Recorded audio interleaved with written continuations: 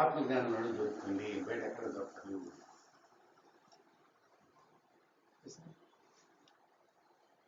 కాబట్టి జ్ఞానం వల్ల కర్మ బీజాలు నశించిపోతాయి. ఎప్పుడు నశించిపోతాయి నీకు అప్పుడు జన్మరాహిత్యం కలుగుతుంది.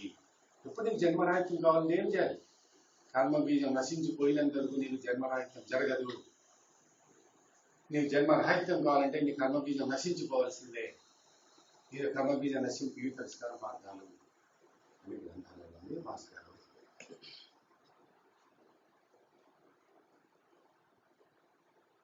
అక్కడి నుంచి మూలం తీసుకుంటారు. కాబట్టి జ్ఞానార్జన, జ్ఞాన సాధన, దీనివల్ల నువ్వు క్రమేణ సాధకుడు ఎక్కడికి చేరుతారంటే ఊర్ధ నాడి మండలం చేరుతారు. మూర్ధ నాడి మండలం అనేది ఇది. మూర్ధశీమ అని ఇంతకు చెప్పాను. అది దాన్ని మూర్ధ నాడి మార్గం అంటారు. దీన్ని బ్రహ్మ కవాటం అంటారు. ఇక్కడ ఉంటుంది ఇక్కడ బ్రహ్మరాజు సహస్రం ఉంటుంది. సహస్రం కాదు ఇక్కడ మనం ఉంటే ఎండ్ అవుతుంది కదా, ఈ అది ఇక్కడ ఒక రంధ్రం ఉంటుంది. ఈ రంధ్రం నేరుగా ఆత్మక్షేత్రాన్ని పోతుంది. మనం ఉండే 9 రంధ్రాలు అనుకుంటాం. శరీరానికి 15 రంధ్రాలు ఉంటాయి. ఆ 15 రంధ్రాలు 20 రంధ్రాలు. అది యోగ రహస్యాలు, అవి యోగ రంధ్రాలు. ఆ సీక్రెట్స్ అందరికీ అర్థం కావు. జనంలో బాహ్య ప్రపంచం అందరికీ కనబడే 4 రంధ్రాలే, 15 రంధ్రాలు ఉంటాయి. ఆ 15 రంధ్రం ఒక రంధ్రము ఇది పూర్తి. దీన్ని బ్రహ్మకవాటం అంటారు. దేవయాన మార్గానికి ఉపయోగపడుతుంది. జీవి ఈ శరీరం ఈ రంధ్రం కూడా వెళ్ళిపోతాడు. కాబట్టి జీవుడు మనకున్న 15 శరీర రంధ్రాల్లో ఏదో ఒక రంధ్రం నుంచి బయటకు వెళ్ళిపోతాడు. ఒక్కొక్క రంధ్రం నుంచి పోతే ఒక్కొక్క ఫలితం, ఒక్కొక్క లోకం చేరుకుంటాడు. ఇక్కడి నుంచి పోయేవాడు నేరుగా బ్రహ్మలోకానికి పోతాడు. బ్రహ్మం నుంచి పోయేవాడు ఒక లోకానికి పోతాడు, పుణ్యలోకానికి పోతాడు. దేవయాన మార్గం అన్నాం, ఆ లోకానికి పోతాడు. అట్లా ముక్కులోంచి పోయేవాడు ఒక దానికి పోతాడు, చెవులోంచి పోయేవాడు ఒక జన్మ ఎత్తుతాడు, నోట్లోంచి పోయాడు ఒక జన్మ ఎత్తుతాడు. ఇట్లా రకరకాలుగా ఏ మార్గంలో పోతాడో ఆ మార్గంలో ఎంతవాడు పునర్జన్మ తీసుకుంటాడు. కాబట్టి జీవిని మీరు నడుపుకొని మంచి మార్గంలో పంపించుకోవాలి. నుంచే పాములు వాయిస్తారు చూడు, ఊదుతూ పాములు ఆడిస్తుంటాడు. అట్లాగా మీరు ధ్యాన సాధన చేసుకుంటూ జీవుని నడిపించుకుంటూ ఆ రంగంలోనే పంపించుకోవాలి. అది నీ చేతిలోనే ఉంటుంది. నువ్వే సాధన చేసుకొని అదే జీవి ఈ మార్గం నుంచి పోరాని పంపించుకోవాలి. మనం లేదా మన ఇష్టం వచ్చిట్టు మనకు కర్మఫలం ఇట్లా దాని దగ్గర వాడు వెళ్ళిపోతాం.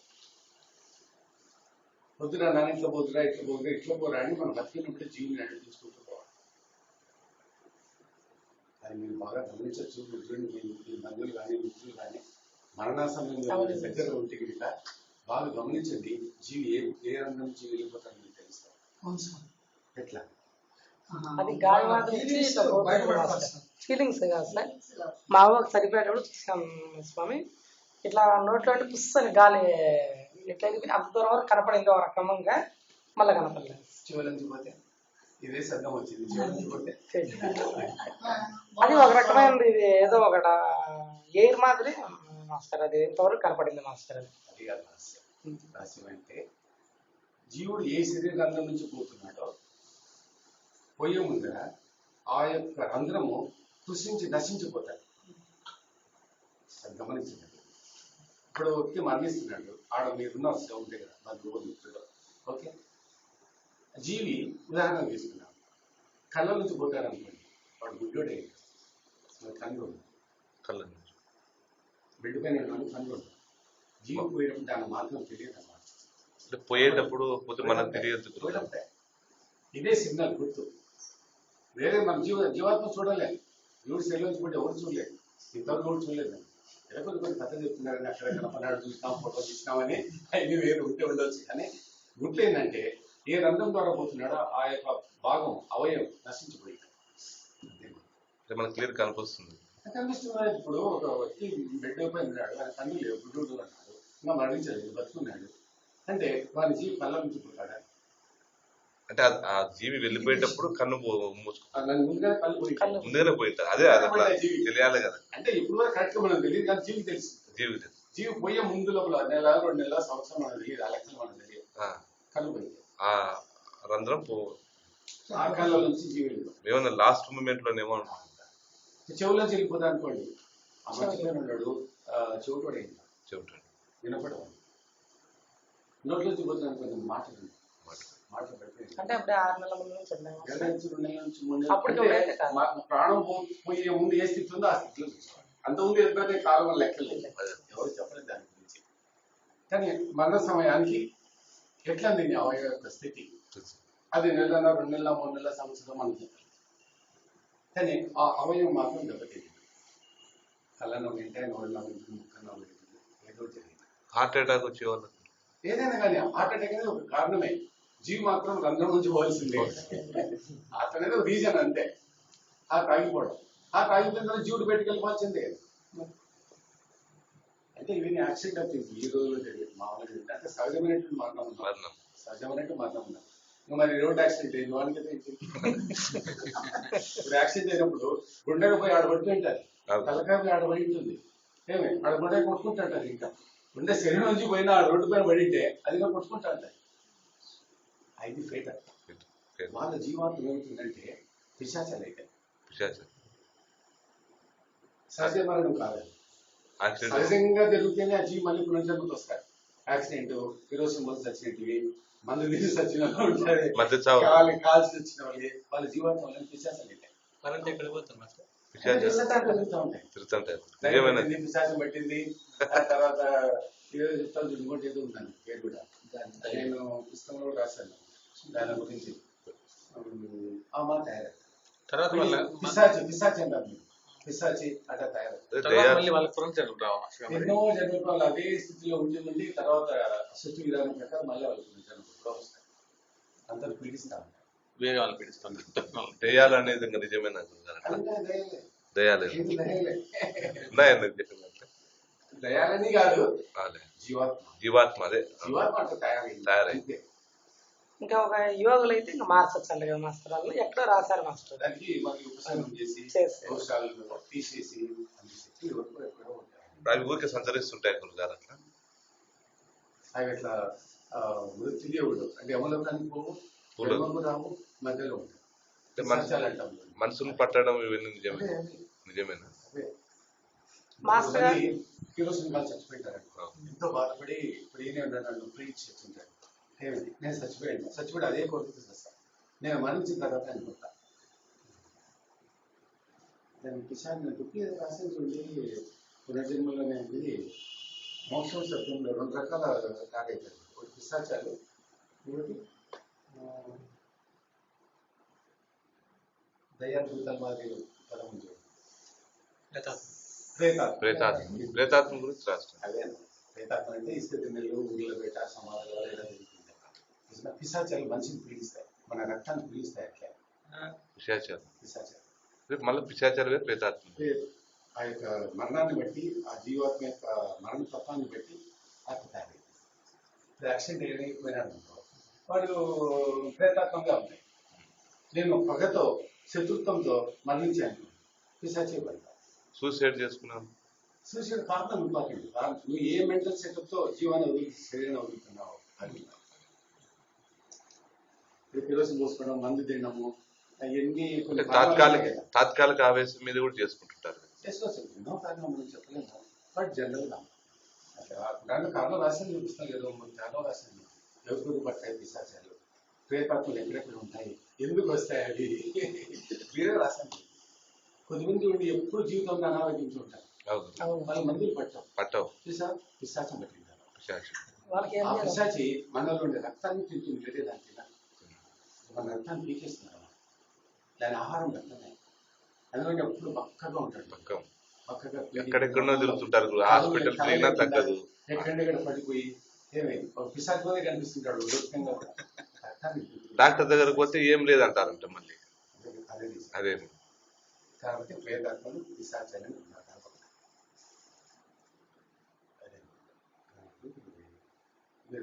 ఆ వ్యక్తి యొక్క లక్షణాలు అలా ఉంటాయి. ఎవరికైనా మీరు మరణించినప్పుడు ఉంటే దగ్గర గమనించండి, ఆ రంగం నుంచి పోయి ఉండాలి.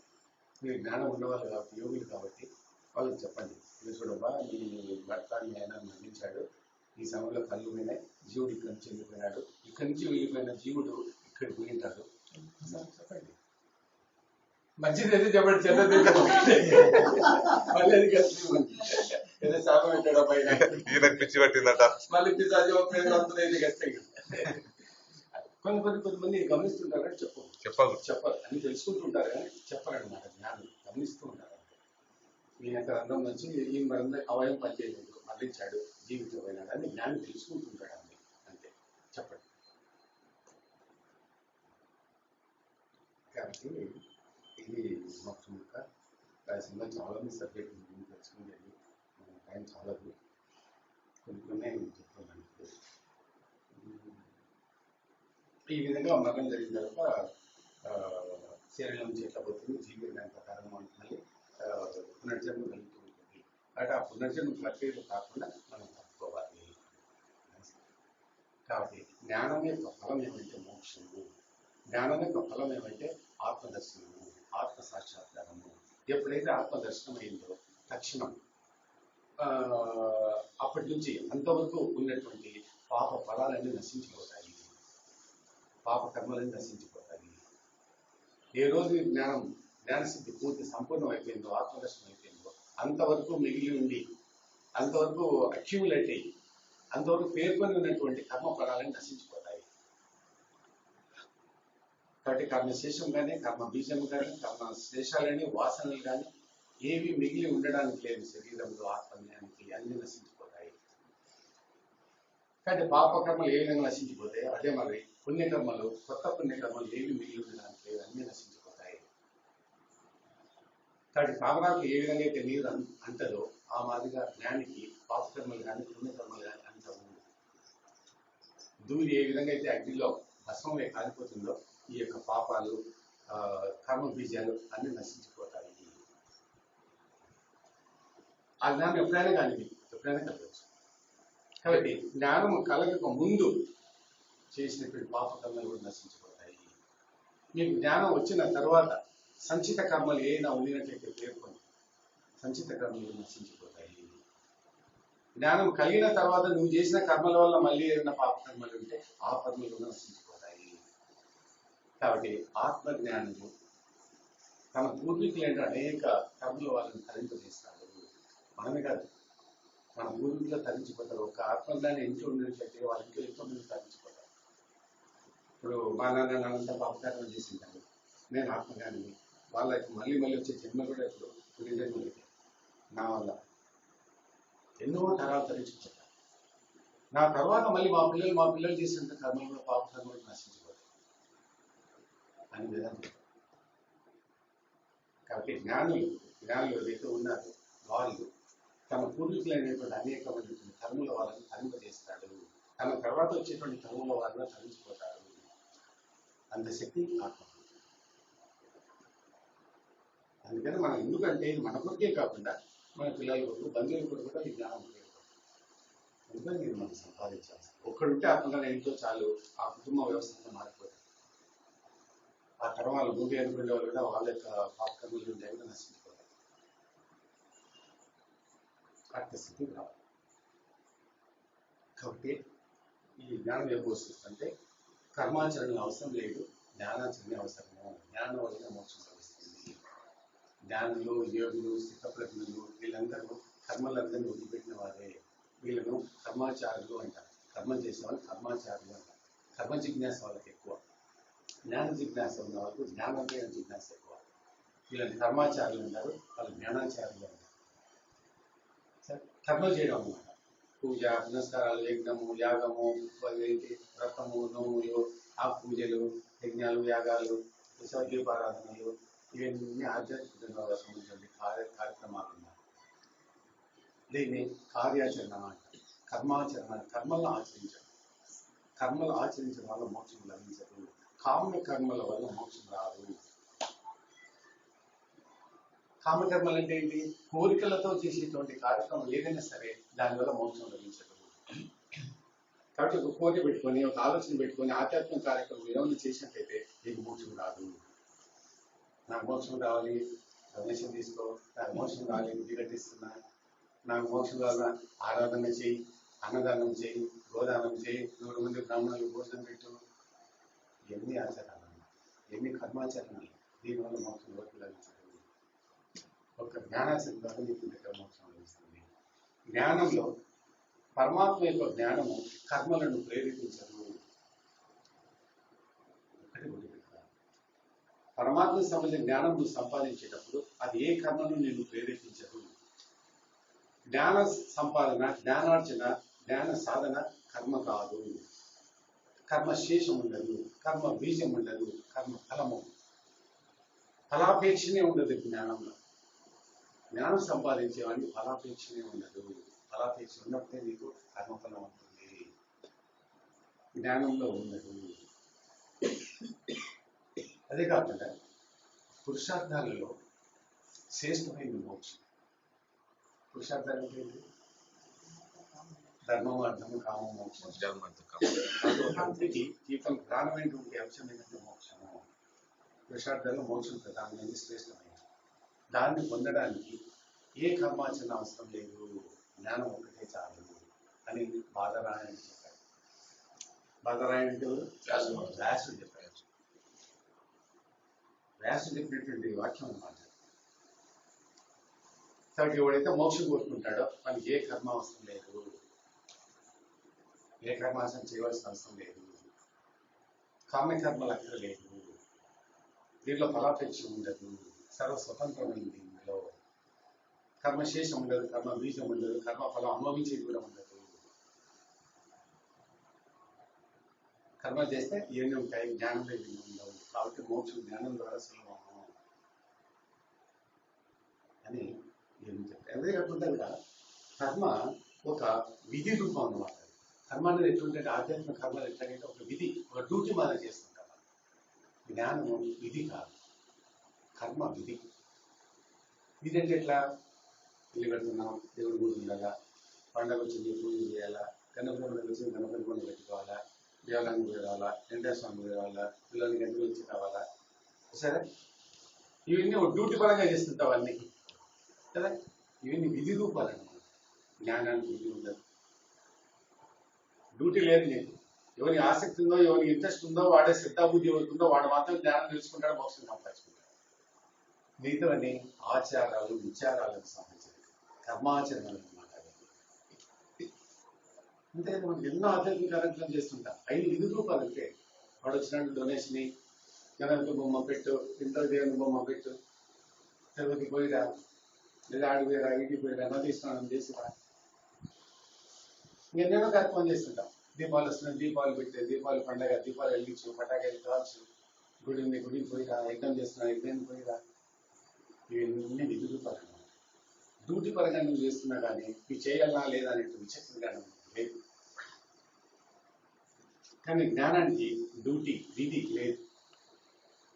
ఎవడు జ్ఞానం సంపాదించాలనుకుంటాడో వాడు స్వతంత్రంగా, వాలంటరీగా, వాడంతా వాడే కష్టపడి జ్ఞానం సంపాదించుకుంటాడు. రహస్యంగా, సులభంగా మోక్షం సంపాదించుకుంటాడు. జ్ఞానంలో అంత రహస్యం. కాబట్టి మీరు వేద పఠనం కానీ, వేదోక్త కర్మాచరణ కానీ మోక్షానికి అవసరమని ఏ స్థితిలో కానీ, శృతిలో కానీ, గ్రంథంలో కానీ, వేదంలో కానీ చెప్పలేదు. కానీ ఈ గ్రంథాలు మనకు ఉపయుక్తంగా ఉపయోగపడతాయి, జ్ఞాన మార్గాన్ని సూచిస్తాయి, సహకరిస్తాయి, కానీ మోక్షాన్ని ఇవ్వవు. చాలా మంది అనుకుంటారు వేదాల గురించి చదివితే మనకు మోక్షం వస్తుంది, వేదాలు మొత్తం కంఠస్థం బ్యాక్ పెట్టినా సరే, నీ లైఫ్ అంతా స్పాయిల్ చేస్తున్నా సరే నీకు మోక్షం కాదు.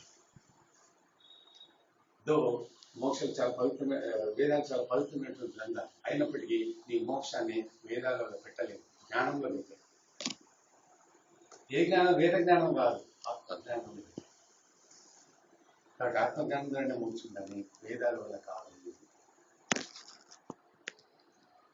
ఎన్నో కాబట్టి కర్మల వల్ల చేసేటువంటి పనులు, కార్యక్రమాలు, ఇల్లు వేరుగా ఉంటాయి, జ్ఞానంతో చేసేది వేరుగా ఉంటాయి. కర్మకు ఫలితాలు వేరు, జ్ఞానానికి ఫలితాలు వేరువేరుగా ఉంటాయి.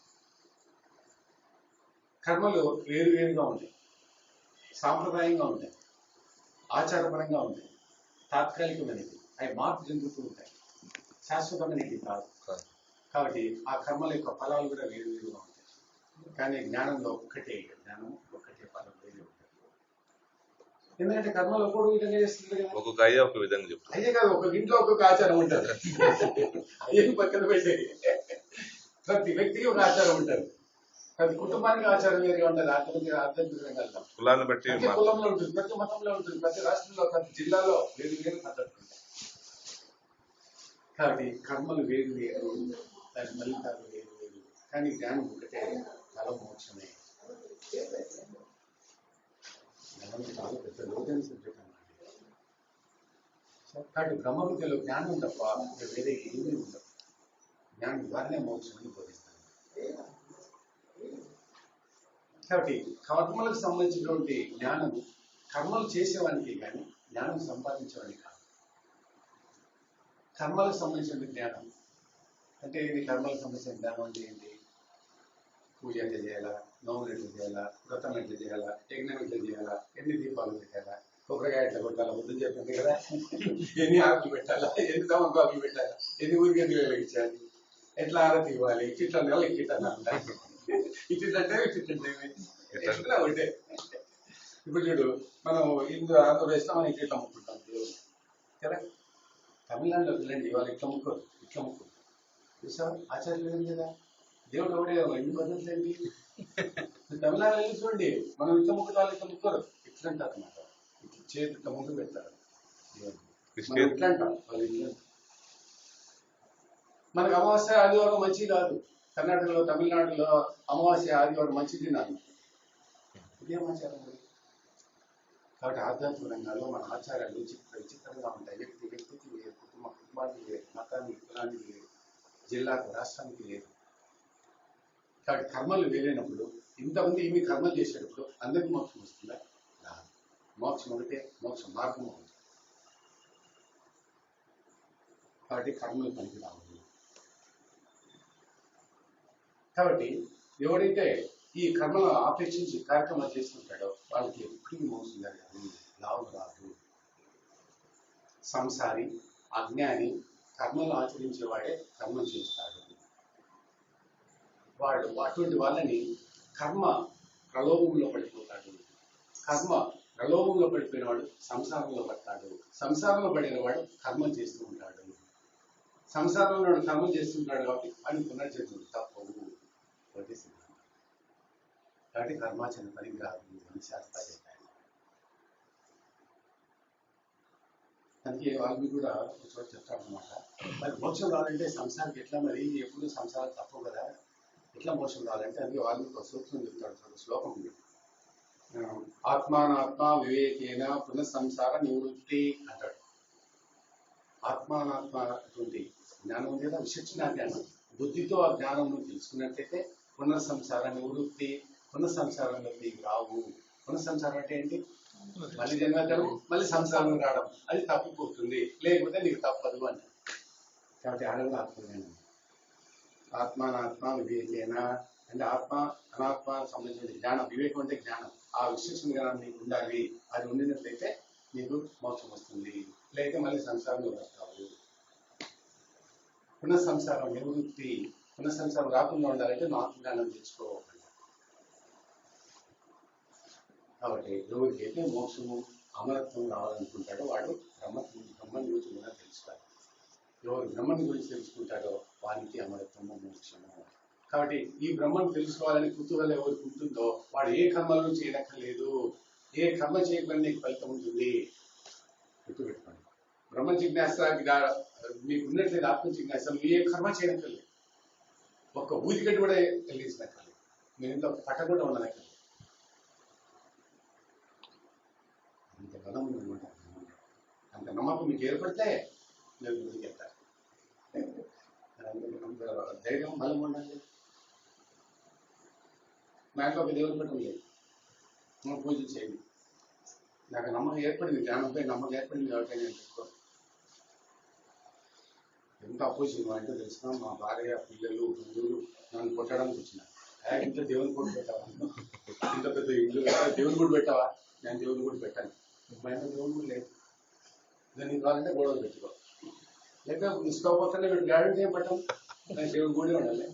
వాళ్ళంటే పెట్టుకోలేదు, తీసేసుకో, మా ఇంట్లో వద్దు, నేను పెట్టాను. నేను ఇంత పెద్ద ఇల్లు పెట్టాను, ఎక్కడిగా నాకు ఇంట్లో దేవుని గుడి లేదు. మా ఇంట్లో దేవుని పట్టం లేదు.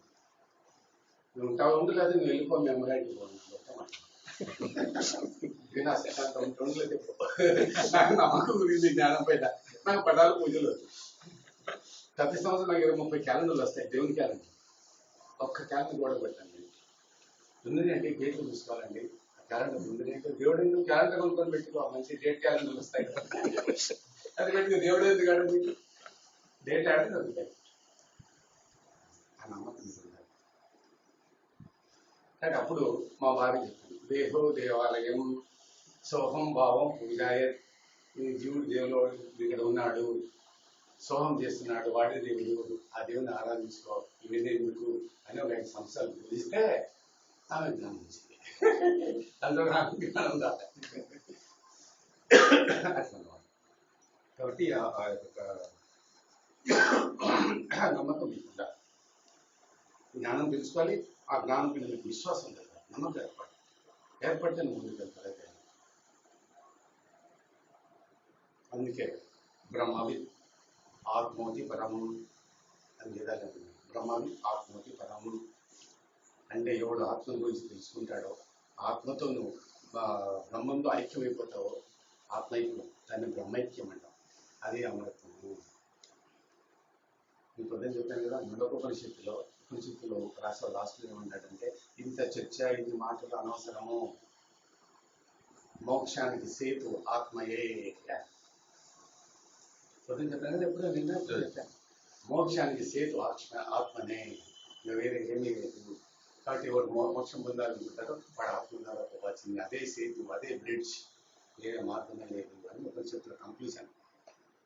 అదే సనాతనము అని కూడా బ్రహ్మసూత్రాలు చెప్పారు. అదే సనాతనం. సనాతనం అంటే ఏంటి? ఏం సనాతనం? ఈ జ్ఞానం తెలుసుకొని మనం యోగంలో ఉండి మనం మోక్షం పొందాలంటే ఇప్పుడు కార్యక్రమం చేస్తే కుదరదు. సనాతనం అంటే ఏంటి? ఆచారం, పూర్వకాలం సనాతన పురాతన సిద్ధాంతాలు, సాంప్రదాయాలు అవి ఎవరో సృష్టించి మనకు అటాచ్ చేసినాం. ఇంకా మా భారతీయ సనాతన ధర్మం పరిపూర్ణ స్వామి చెప్పేట్టు సనాతన ధర్మం అంటే సనాతనం అంటే ఫస్ట్ పుట్టింది ముందు నుంచి ఆచరించేది. ముందు నుంచి ఆచరించేది ఏంటి? ఏదైనా కానీ సంప్రదాయం. సనాతనం అంటే ఒక పద్ధతి ఆచరించేది. ఇదే కాదు, మీకు అన్ని ఐడియా. పూర్వీకులు ఆచరించిన సాంప్రదాయం. మనమే కాదు, మఠాధిపతులు, పీఠాధిపతులు రీసెంట్ గా పరిపూర్ణానంద స్వామి కూడా మైక్ పెట్టి అల్లరి పెడుతున్నాడు. మనది సనాతన ధర్మము, సనాతన మతము అని కొట్టుకుంటున్నాడు. ఆయనకే తెలియదు సనాతనం తెలియదు. సరేనా? సంస్కృత పండితులు కాషాయ వస్త్రాలు వేసుకున్నాడు, సనాతనం అంటే ఆయనకు తెలియదు. గుడ్డి వల్ల మనం అంతా వింటున్నాం అని చెప్పేది. ప్రతి ఒక్కరు ఎవరు లేడు, మనది సనాతన మతము అంటారు. హిందూ మతం అంటే సనాతన మతము, సనాతన ధర్మము. సనాతన ధర్మం ఏంటంటే సనాతన మతము అంటే అంతే. అది సనాతనం అంటే ఆత్మ. అంటే అన్నిటికంటే సనాతనమైంది ఏంది? అన్నిటికంటే అనాది అయినది ఏంది సృష్టిలో? ఆత్మ. ఆ ఆత్మతత్వాన్ని ఆచరించడమే సనాతనము. అది ఒక్కటి చెప్పండి, ఎవడైనా చెప్పు, ఏ స్వామి కూడా చెప్పండి. ఏమన్నా సనాతన ధర్మం, సనాతన మతము, మన హిందూ మతం అంటాడు. మతాన్ని గురించి చెప్తాడే కానీ సనాతన మీనింగ్ చెప్పడు. వాళ్ళకి తెలియదు, అసలు ఈ జ్ఞానమే లేదు వాళ్ళకి. ప్రజలు కూడా గబ్బు పెట్టిస్తున్నారు. ఈ మీటింగ్లు పెట్టి, ప్రజల్లో మీటింగ్లు పెట్టి మన సనాతన ధర్మము, సనాతన మతము అన్ని మతానికి లింకప్ చేసి చెప్తున్నారు. అది అతి అనాది అయింది ఏదంటే, ఆది అయింది ఏంటంటే ఆత్మనే. ఆ ఆత్మతత్వాన్ని ఆచరించడమే అనాది సంస్కారము. ఆ దేవుని ఆచరించాలి, ఆత్మనే ఆచరించాలి, ఆరాధించాలి. అదే దేవుడు, అదే సనాతనం. సనాతనమైనటువంటి దేవుడు ఎవరంటే ఆత్మ. రాముడు, కృష్ణుడు, వెంకటేశ్వరం కాదు. వీళ్ళంతా మనమని వచ్చిన వాళ్ళు. వీళ్ళకంతా అనాదైనవాడు ఉన్నాడు. వీళ్ళందరూ ఎవరు పుట్టారు? రాముడు, కృష్ణుడు, వెంకటేశ్వర స్వామి, అయ్యప్ప స్వామి, వీళ్ళందరూ ఎవరు పుట్టారు? కృష్ణుడు పుట్టినారు. అది అనాది, అది సనాతనం.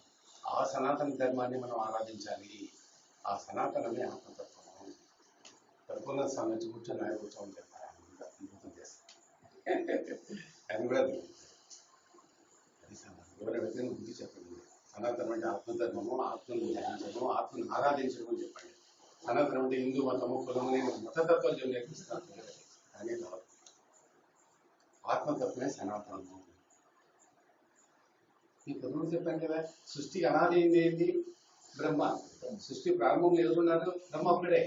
ఏకమే అద్వితీయం బ్రహ్మం. బ్రహ్మ నుంచి వచ్చిందే ఆత్మ. సెకండ్, ఆత్మ నుంచి సృష్టి జరిగింది. అదే అనాది, అదే సనాతనము. ఆ సనాతననే మనం ఆరాధించాల్సింది. కాబట్టి సనాతన ధర్మం ఏంటంటే ఆత్మధర్మము, ఆత్మను ఆరాధించడము. ఇటువంటి చెప్పరు. కానీ సనాతన ధర్మం, హిందూ ధర్మం, హిందూ ధర్మం, హిందూ ధర్మం. హిందూ ధర్మం అంటే ఏంటి? హిందూ ధర్మం అంటే ఆత్మను ఆరాధించడం అని, ఆత్మ పూజ చేయమని. ఆత్మనే మనకు దేవుడు, దేవుడు ఒక్కడే, ఆత్మనే దేవుడు, మిగతా ఏది కాదన్నది హిందూ ధర్మం, సనాతన ధర్మం. ఆ ధర్మాల గురించి చెప్పరు. విగ్రహాల గురించి చెప్పి సనాతన ధర్మం అని. మిగతా తెలియదు దీని భాష. అంటే అతి అనాది అయినటువంటి దేవుడు ఎవరు అంటే ఆ దేవుడిని మనం ఆరాధించాలి. సృష్టికి అనాది అయినటువంటి దేవుడు ఎవరు? సృష్టికి మూలం ఆది ఎవరు? ఆ ఆది సనాతనం. ఆ సనాతనమే ఆత్మ. ఆత్మతత్వమే సనాతన ధర్మం. ఆ సనాతనాన్ని మనం ఆరాధించాలి. ఆ సనాతనమే ఆత్మజ్ఞానము. ఆ ఆత్మజ్ఞానం మోక్షము. కాబట్టి ఈ సనాతన సాధన ద్వారా మనకు మోక్షం లభిస్తుంది. కాబట్టి సనాతన సాధన అంటే హిందూ ధర్మము, సనాతన ధర్మము, మన పూర్వీకుల ఆచారాల పద్ధతులు కాదు. అది కానే కాదు. సనాతనం అంటే ఆత్మ. ఆత్మ తర్వాతనే ఆచారాలు వచ్చినాయి. ఆచారం ముందు రాలే, ఆచారం తర్వాత వచ్చినట్టే. ఆచారాలు పెట్టింది ఎవరు? మానవులు. మానవులు ఎప్పుడు వచ్చినారు? ఆత్మ వచ్చిన తర్వాత వచ్చింది. ఆత్మ నుంచి పుట్టిన వాళ్ళు వీళ్ళు పుట్టిన తర్వాత ఆచారాలు పెట్టుకున్నారు. కానీ వీళ్ళు పుట్టక ముందు ఏముంది? ఆత్మ. దానికి ఆచారం లేదు, అనాచారం అది. అది సనాతనం. ఆ సనాతనాన్ని మనం ఆచరించాలి. ఆచారం తర్వాత వచ్చే, మానవుడు పుట్టిన తర్వాత ఆచారం వచ్చింది. ఆత్మకు ఆచారం లేదు. అందుకే భగవంతుడు ఆధ్యాత్మము అనాచరము. ఆచారం లేదు. ఏదైతే ఆచారం లేదో దాన్ని మీరు ఆరాధించాలి, పూజించాలి. అనాచారమే దేవుడు, ఆచారం దేవుడు కాదు. కారణం నిర్వికారం, నిష్కామ భావన, అనాచారం. ఈ రెండే మనకు ఆదర్శం జీవితానికి. మోక్షం పొందాలి, దేవుడిని పొందాలంటే ముందే నిర్వికారాన్ని మీరు ఆరాధించాలి ఎప్పుడైనా సరే. నిష్కామ భావం ఉండాలి. సనాతనం అనాచారాన్ని ఆరాధించాలి. ఆచారం ఏది పెట్టినా సరే, ఆచారాలన్నీ మానవుడు పుట్టిన తర్వాత వచ్చినాయని దానికి ముందు లేవు. దాని ముందు కూడా ఏముంది? ఆత్మనే. ఆత్మ ఆచారాలు లేవు. అదే సనాతనం. అదే సనాతన ధర్మం. ఆత్మతత్వమే సనాతన ధర్మం. కాబట్టి ఆ సనాతన, నువ్వు ఎక్కడి నుంచి వచ్చావు అంటే సనాతనం నుంచి వచ్చావు. ఓకే, అటు నుంచి వచ్చావు. మళ్ళీ ఆ సనాతనానికి నువ్వు పోవాలి. ఆ సనాతనంలో పోయి కలవాలి.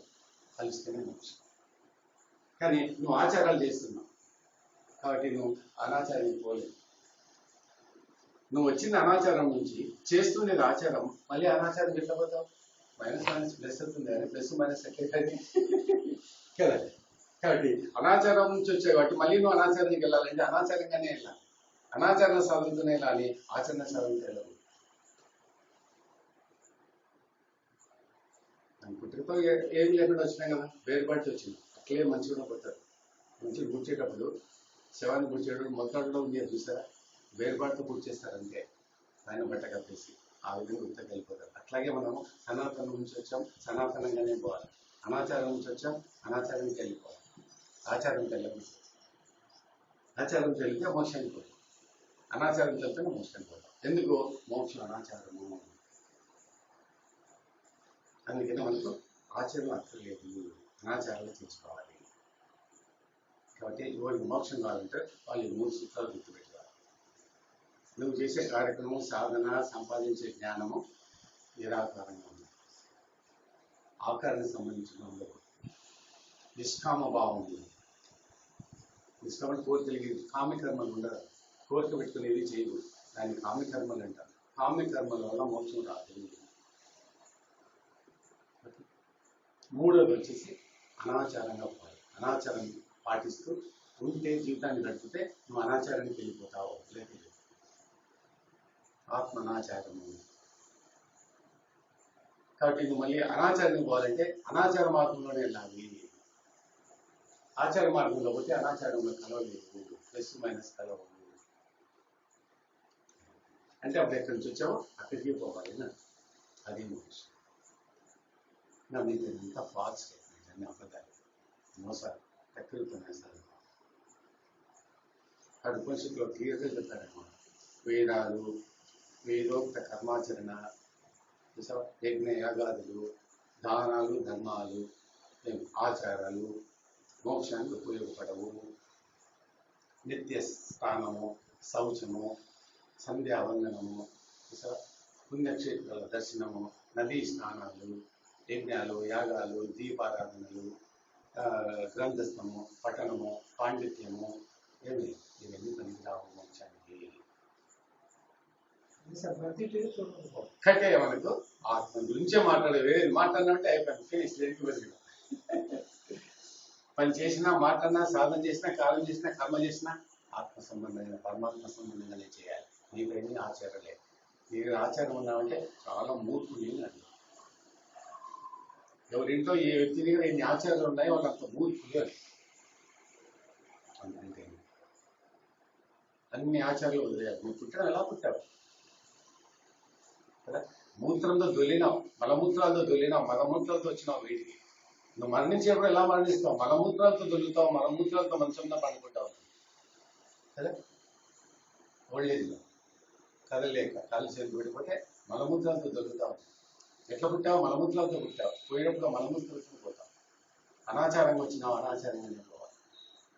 అప్పుడే మోక్షం. ఎట్లొచ్చావు అట్లే పోవాలి. కాబట్టి మనిషి ఎట్లా పుట్టాడు, అట్లే పోవాలి. అందుకే మనిషిని సృష్టి విధానము ఆ స్థితికి తీసుకుని వస్తారు. అరే నువ్వు వచ్చేటప్పుడు మలమూత్రాలతో వచ్చావురా, పోయినప్పుడు మలమూత్రాలతో పో. వాడు మలమూత్రాలతోనే పోతాడు మనసు పైన. ఇది సృష్టి రాస్తాం. కాబట్టి అనాచారానికి అనాచారం ద్వారా పోవాలి, కానీ అనాచారానికి ఆచారం ద్వారా పోయి. కాబట్టి ఆచారం పనికిరావు. ఆచరించేది ఆచరితాను. ఇది ఆచరిస్తున్నావు, అది ఆచారం అవుతుంది, అంతే కదా.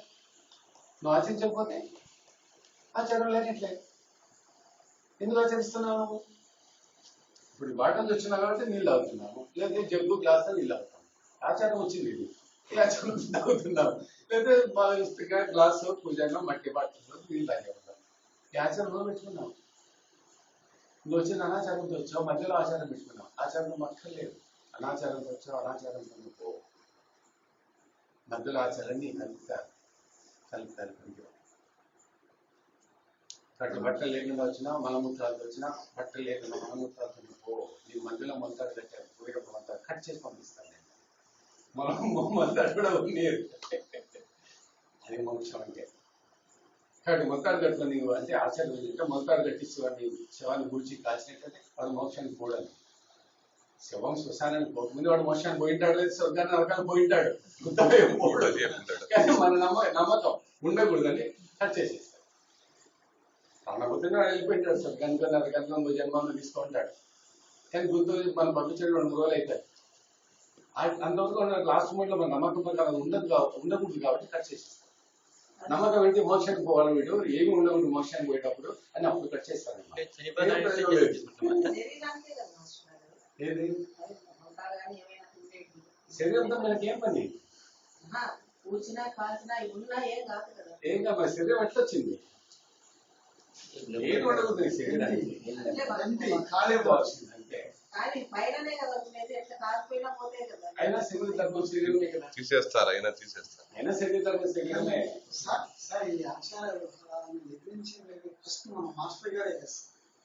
ఇందులో చాలా మంది మంది వచ్చినట్టు మాస్టర్ గారు, కానీ అందులో చాలా మంది ఉన్నారు. చాలా గొప్పగా పోవాలి, చాలా గొప్ప త్యాగం చేసిన చాలా మంది. వీళ్ళు కూడా ఆదిశంకరాచార్యులు ఆయన కూడా ఆచారాలు పాటించారు. లాస్ట్ మూమెంట్ లో రియలైజేషన్ వచ్చింది. ఆయన కూడా ఆచారాలు పాటించారు. చనిపోతానంటే జన్మ వస్తుంది మాస్టర్. చనిపోతేనే మరో జన్మ గెలిపించాలి. తల్లి గర్భంలో శిశువు పెరుగుతూ ఉంటాడు. కుండలి శక్తి వల్ల తల్లి గర్భంలో శిశువు గ్రోత్ పెరుగుదల జరుగుతూ ఉంటాడు. ఆ జీవుడు ఉండడు, ఒట్టి శరీరం మాత్రమే ఉంటాడు. దాంట్లో చైతన్య స్థితి ఉండదు. అంతవరకు శరీరం భౌతికం పెరుగుతూ ఉంటుంది. ఇక్కడ నుంచి జీవి పోయి తల్లిగర్భంలో చేరాలి. 7 నెలలలో తల్లిగర్భంలో శిశువు తయారవుతుంటేనే ఇక్కడ జీవి మరణాన్ని రెడీ అవుతుంటాడు. సరిగ్గా టైం టైల్ అయిపోతుంది. మరి యమలోకానికి బాధలు పడాలి ఇవన్నీ అంటారు కదా.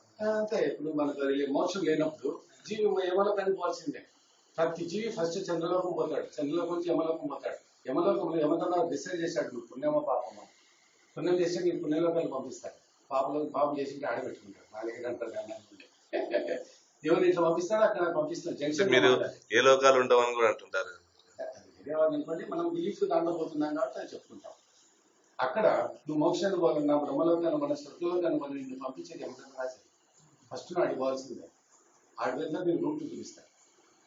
నువ్వు పుణ్యం చేసి మోక్షం చేసినట్టు యమధర్మరాజు నేను పాలు ముట్టుకుంటాను తెలుసా. మోక్షం చేసిన వాళ్ళని స్వర్గానికి పోయే వాళ్ళను అటువంటి వాళ్ళు అడిపోయినా చేసిన యమధర్మరాజు వాళ్ళు పాలు ముట్టుకొని సహనముతారు. ఆయన వాహనం ఇచ్చి పోరాన్ని ఆయన పంపిస్తాడు.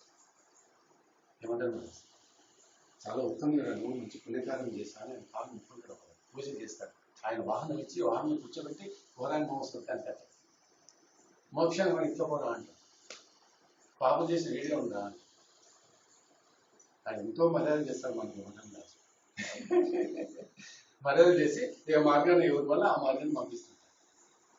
ఇప్పుడు అక్కడ పోయిన తర్వాత జీవాత్మనే కదా గురుగారు ఉండేది అక్కడ. మరి మళ్ళీ జన్మ ఎట్లా ఎత్తాలి కదా, అక్కడ ఉంటే ఎట్లా అది తర్వాత పోతే జన్మలు పోతుంటారు. డిసైడ్ అవుతుందంటే అందుకే ఆడు పోకుండా నువ్వు ఎక్కడ నశింపజేయని చెప్పుకుని అదే మనం చెప్పేది. ఆడు పోకుండా చేసుకో, ఆడిపోతే నీ చేతుల్లో లేనట్లే. నీ శరీరం భౌతిక శరీరం ఉన్నప్పుడే, జీవి నీ శరీరంలో ఉన్నప్పుడే నువ్వు సాధించుకో. అదే అత్యల్పం అండి. అందుకే ఆత్మజ్ఞానం దొరుకుతుంది, బయట ఎక్కడ దొరుకుతుంది.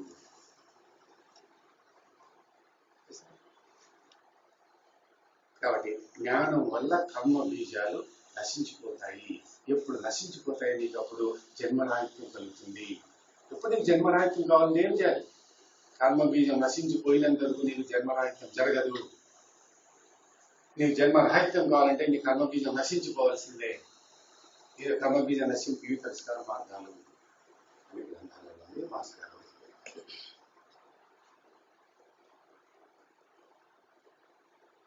అక్కడి నుంచి మూలం తీసుకుంటారు. కాబట్టి జ్ఞానార్జన, జ్ఞాన సాధన, దీనివల్ల నువ్వు క్రమేణా సాధకుడు ఎక్కడికి చేరుతారంటే ఊర్ధ నాడి మండలం చేరుతారు. మూర్ధ నాడి మండలం అనేది మూర్ధశివ అని చెప్పాను. అది దాన్ని మూర్ధ నాడి మార్గం అంటారు. దీన్ని బ్రహ్మ కవాటం అంటారు. ఇక్కడ ఉంటుంది అందరూ, ఇక్కడ బ్రహ్మలో సహస్రం ఉంటుంది. శాస్త్రం కాదు, ఇక్కడ మనం ఉంటే ఎండ్ అవుతుంది కదా, ఈ సుడి అది ఇక్కడ ఒక రంధ్రం ఉంటుంది. ఈ రంధ్రం నేరుగా ఆత్మక్షేత్రాన్ని పోతుంది. మనం అంటే 9 రంధ్రాలు అనుకుంటాం. శరీరానికి 15 రంధ్రాలు ఉంటాయి. ఆ 15 రంధ్రాలు 20 రంధ్రాలు. అది యోగరహస్యాలు, అవి యోగరంధ్రాలు. ఆ సీక్రెట్స్ అందరికి అర్థం కావు.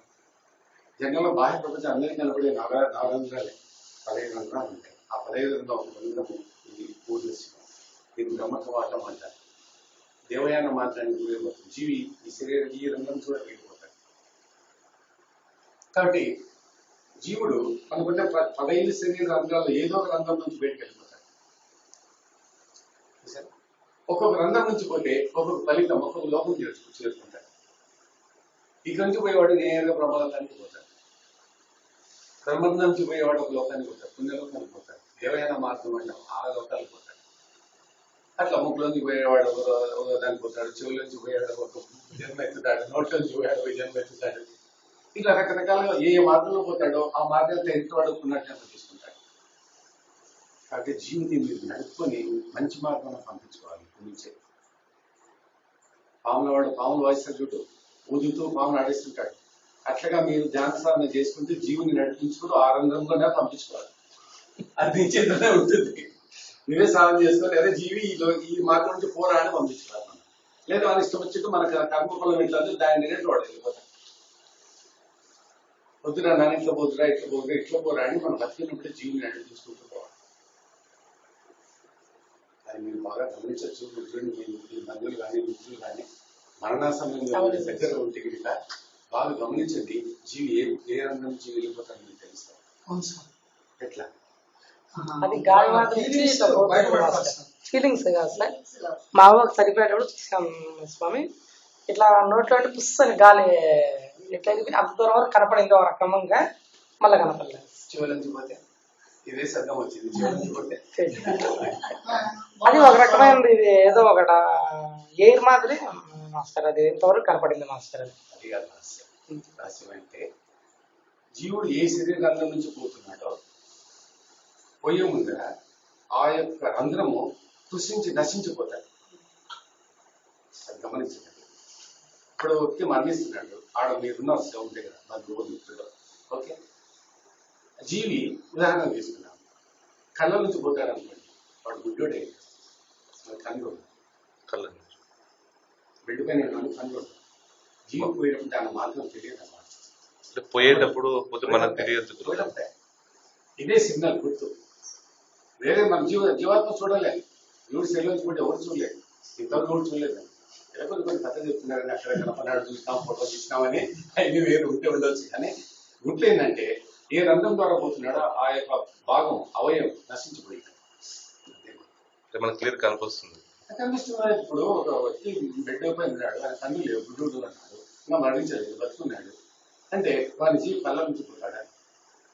అంటే ఆ జీవి వెళ్ళిపోయేటప్పుడు కన్ను మూసుకుంటాడు, ముందుగానే కళ్ళు పోయి ముందుగానే పోయింటారు. అదే అట్లా తెలియాలి కదా. అంటే ఇప్పుడు వరకు కరెక్ట్ గా మనం తెలియదు, కానీ జీవికి తెలుస్తుంది. జీవి పోయే ముందు లోపల నెల 2 నెలల సంవత్సరం మనకు తెలియదు, ఆ లెక్కలు మనకు తెలియదు.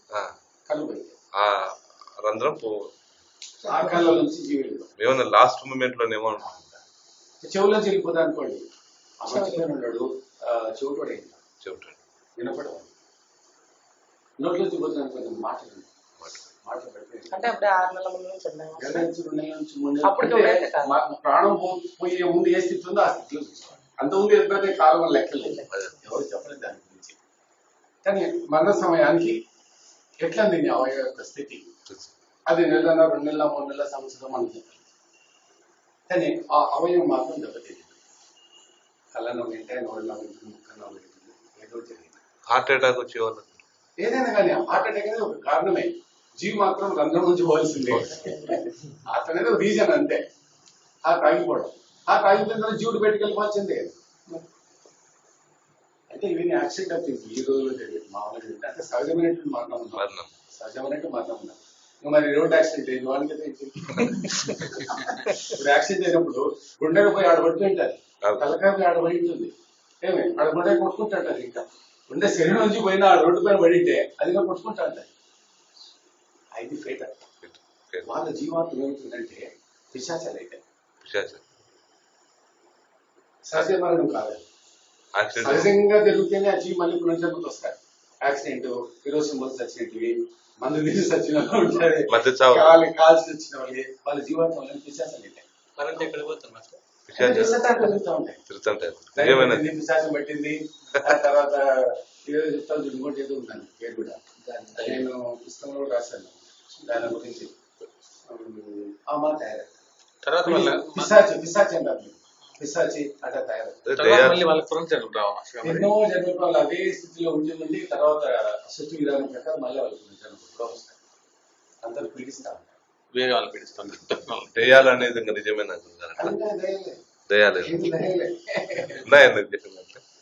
దయాలని కాదు, జీవాత్మ అదే జీవాత్మ అట్లా తయారైంది. ఇంకా ఒక యోగులు అయితే ఇంకా మార్చచ్చు అండి కదా మాస్టర్, వాళ్ళు ఎక్కడో రాశారు మాస్టర్. దానికి మనకి ఉపశమనం చేసి దోషాలను తీసేసి ఎక్కడో ఉంటాయి. అవి ఊరికి సంచరిస్తుంటాయి గురుగారు. అట్లా అవి అట్లా తెలియవుడు అంటే అమలోకానికి పోవు, రావు, మధ్యలో ఉంటాయి. మనసును పట్టడం ఇవన్నీ నిజమేనా? మాస్టర్ కిరోసిన్ కాల్ చచ్చిపోయింటారు, ఎంతో బాధపడి ఇప్పుడు ఏనే ఉన్నాడు ప్రీచ్ చెప్తుంటాడు.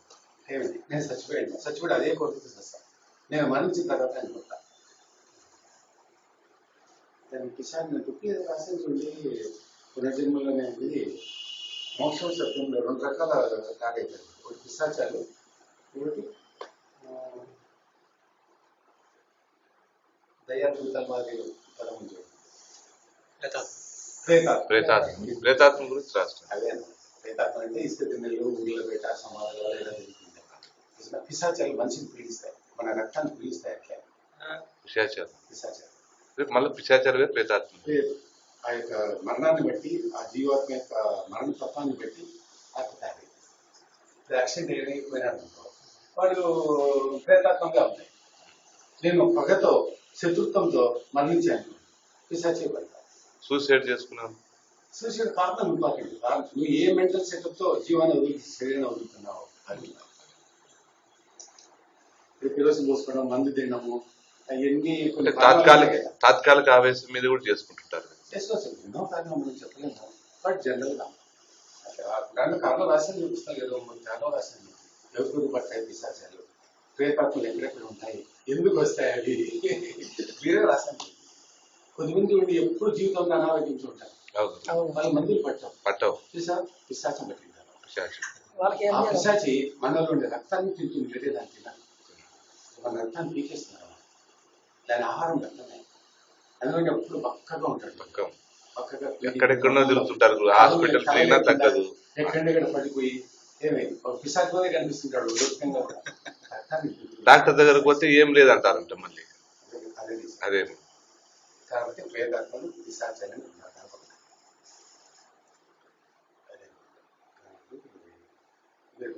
ఆ వ్యక్తి యొక్క లక్షణాలు అలా ఉంటాయి. ఎవరైనా మీరు మరణించినప్పుడు ఉంటే ఇంటి దగ్గర గమనించండి, ఆ రంగం నుంచి పోయి ఉండాలి.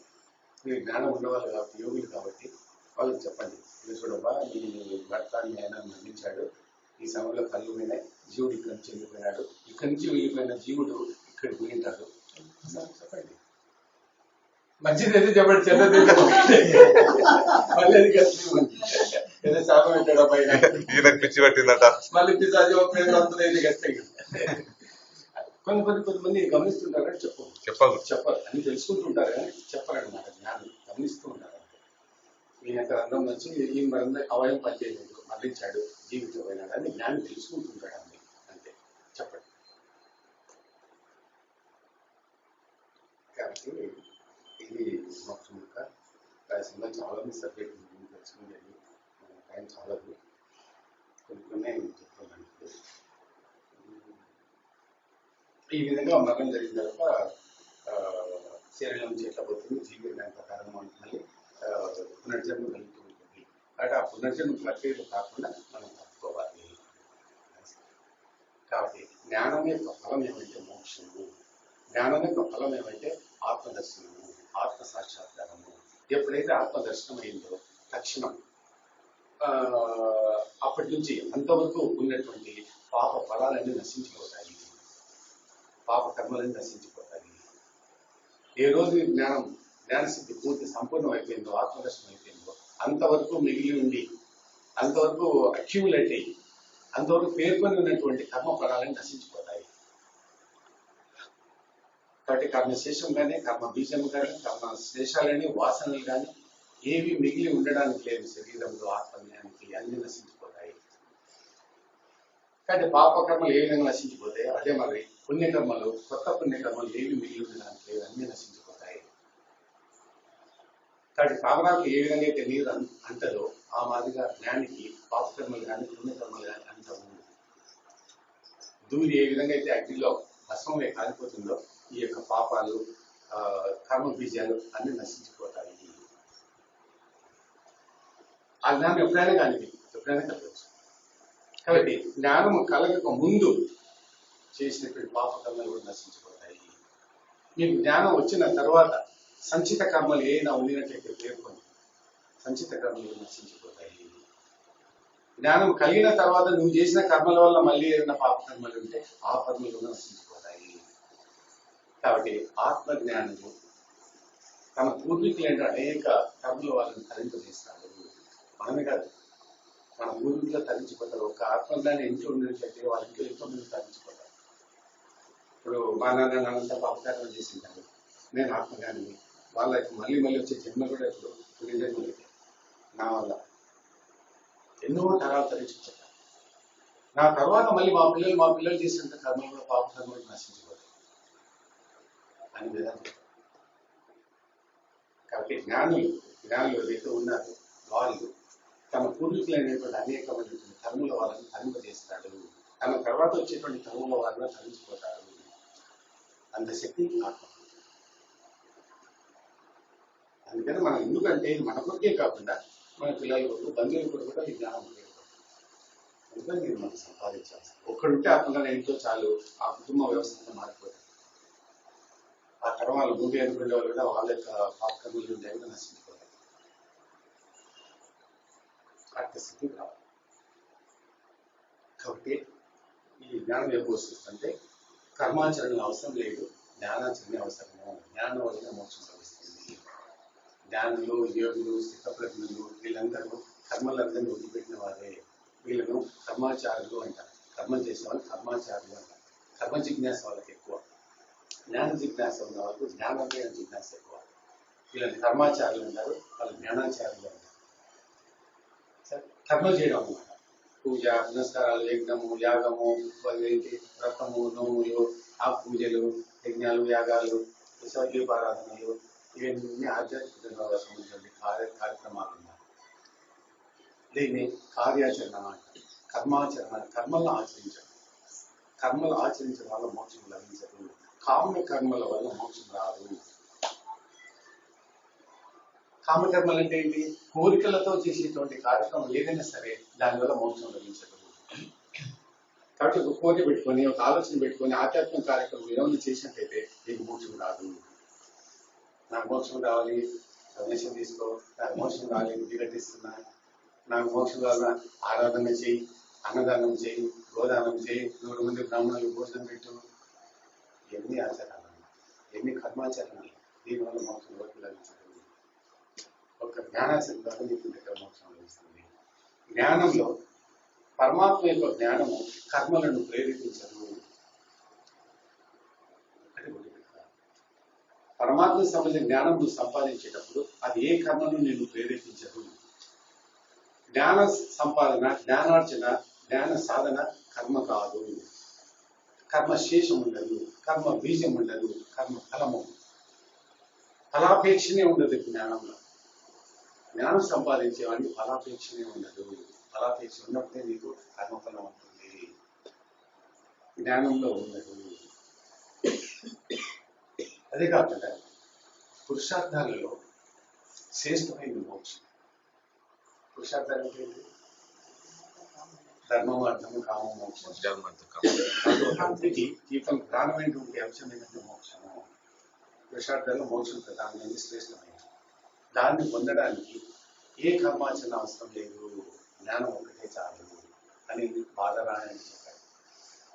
బాదరాయణ అంటే వ్యాసుడు చెప్పారు. వ్యాసుడు చెప్పినటువంటి వాక్యం అన్నమాట. కాబట్టి ఎవడైతే మోక్షం కోరుకుంటాడో మనకి ఏ కర్మ అవసరం లేదు, ఏ కర్మాచరణ చేయవలసిన అవసరం లేదు, కామ్యకర్మలు అక్కర్లేదు, దీనిలో ఫలాపేక్ష ఉండదు, సర్వస్వతంత్రమైంది. ఇందులో కర్మశేషం ఉండదు, కర్మ బీజం ఉండదు, కర్మ ఫలం అనుభవించేది కూడా ఉండదు. కర్మ చేస్తే ఇవన్నీ ఉంటాయి, జ్ఞానంలో ఇవన్నీ ఉండవు. కాబట్టి మోక్షం జ్ఞానం ద్వారా సులభము అని ఏం చెప్తారు. అదే కాకుండా కూడా కర్మ ఒక విధి రూపం అన్నమాట. కర్మ అనేది ఎట్లుంటే ఆధ్యాత్మిక కర్మలు ఎట్లాగైతే ఒక విధి, ఒక డ్యూటీ మనం చేస్తుంటాం. జ్ఞానము విధి కాదు, కర్మ విధి. విధి అంటే ఎట్లా? ఇల్లు పెడుతున్నాం, దేవుడి గుడి ఉండాలా, పండగ వచ్చింది పూజ చేయాలా, గణపతి పండుగ వచ్చింది గణపతి పండుగ పెట్టుకోవాలా, దేవాలయానికి పోయి రావాలా, వెంకటేశ్వరం పోయి రావాలా, పిల్లల్ని గంటలు వచ్చి రావాలా. సరే, ఇవన్నీ ఒక డ్యూటీ పరంగా చేస్తుంటావు అన్నీ కదా. ఇవన్నీ విధి రూపాలన్నమాట. జ్ఞానానికి విధి ఉండదు, డ్యూటీ లేదు నీకు. ఎవరికి ఆసక్తి ఉందో, ఎవరికి ఇంట్రెస్ట్ ఉందో, వాడే శ్రద్ధాబుద్ధి అవుతుందో వాడు మాత్రం జ్ఞానం తెలుసుకుంటాడు, మోక్షం సంపాదించుకుంటాడు. మిగతావన్నీ ఆచారాలు, విచారాలకు సంబంధించినవి, కర్మాచరణలు అన్నమాట. అంటే మనకి ఎన్నో ఆధ్యాత్మిక కార్యక్రమం చేస్తుంటాం. అయిన విధి రూపాలు అంటే వాడు వచ్చినట్టు డొనేషన్, గణపతి బొమ్మ పెట్టు, ఇంట్లో దేవుని బొమ్మ పెట్టు, తిరుపతి పోయిరా, లేదా ఆడి పోయిరా, ఇంటికి పోయిరా, నది స్నానం చేసిరా, ఎన్నెన్నో కార్యక్రమం చేస్తుంటాం. దీపాలు వస్తున్నాయి, దీపాలు పెట్టే, దీపాలు పండగ, దీపాలు వెలిగించు, పటాకాయలు కాల్చు, గుడికి పోయిరా, యజ్ఞం చేస్తున్నా, యజ్ఞానికి పోయిరా. ఇవన్నీ విధి రూపాలు అన్నమాట. డ్యూటీ పరంగా నువ్వు చేస్తున్నా కానీ ఇవి చేయాలా లేదా అనేటువంటి విచక్షణ జ్ఞానం లేదు. కానీ జ్ఞానానికి డ్యూటీ, విధి లేదు. ఎవడు జ్ఞానం సంపాదించాలనుకుంటాడో వాడు స్వతంత్రంగా, వాలంటరీగా, వాడంతా వాడే కష్టపడి జ్ఞానం సంపాదించుకుంటాడు. రహస్యంగా, సులభంగా మోక్షం సంపాదించుకుంటాడు. జ్ఞానంలో అంత రహస్యం. కాబట్టి మీరు వేద పఠనం కానీ వేదోక్త కర్మాచరణ కానీ మోక్షానికి అవసరమని ఏ స్థితిలో కానీ శృతిలో కానీ గ్రంథంలో కానీ వేదంలో కానీ చెప్పలేదు.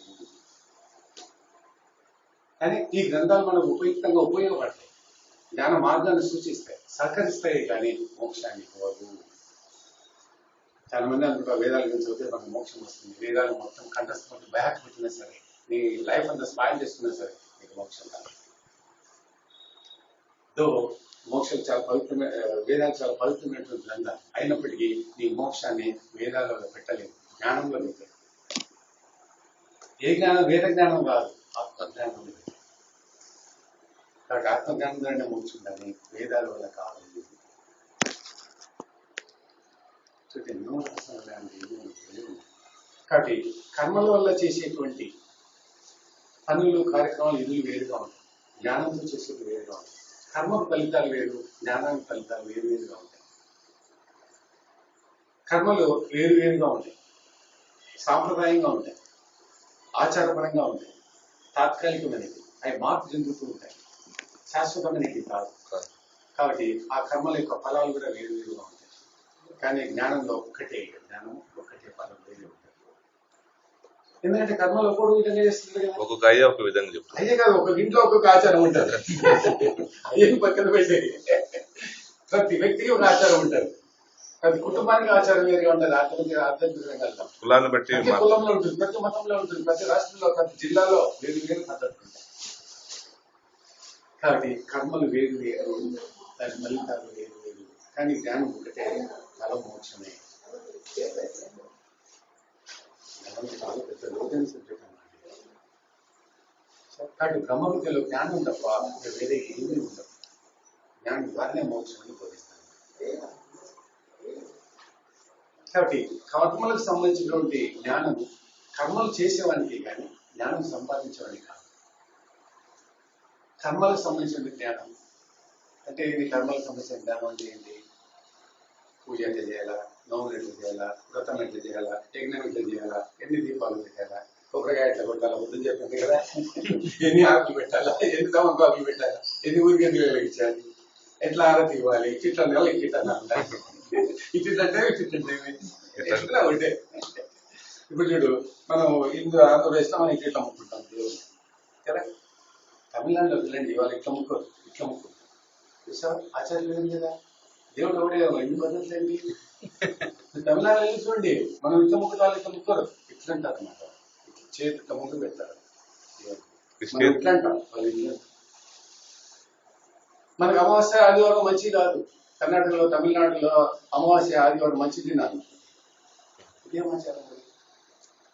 కాబట్టి ఆధ్యాత్మిక రంగాల్లో మన ఆచారాలు విచిత్రంగా ఉంటాయి. వ్యక్తికి లేదు, కుటుంబానికి లేదు, మతానికి, కులానికి లేదు, జిల్లాకు, రాష్ట్రానికి లేదు. కాబట్టి కర్మలు వేరైనప్పుడు, ఇంతమంది ఇవి కర్మలు చేసేటప్పుడు అందరికీ మోక్షం వస్తుందా? రాదు. మోక్షం ఒకటే, మోక్ష మార్గం ఒకటి. కాబట్టి కర్మలు పనికి రావు. కాబట్టి ఎవరైతే ఈ కర్మలను ఆపేక్షించి కార్యక్రమాలు చేస్తుంటాడో వాళ్ళకి ఎప్పటికీ మోసం జరగదు, లాభం రాదు. సంసారి, అజ్ఞాని, కర్మలు ఆచరించేవాడే కర్మలు చేస్తాడు.